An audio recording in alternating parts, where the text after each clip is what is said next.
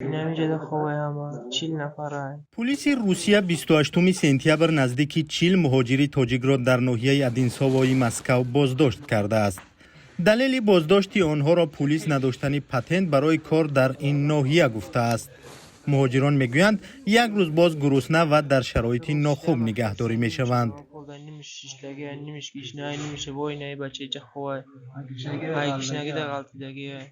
در کنسولگری تاجیکستان در مسکو گفتند که از بازداشت مهاجران خبر دارند و در دایره قانون با آنها کمک میرسانند.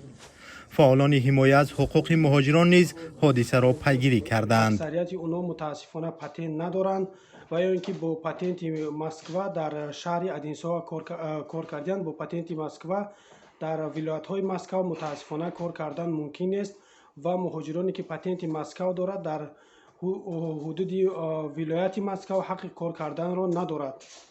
ما صحبت کردیم، بچه ها رو برده یعنی سری سود جریمه کرده جواب میتین، اما تا 15 دکبر حقی یعنی بگیم وارد الممنوع یعنی حقی دیپارتاسیا کردن را ندارد. نزدیک 1 میلیون تاجیکستانی در روسیه مهاجر است. آنها پیوسته از نقض شدن حقوقشان شکایت میکنند.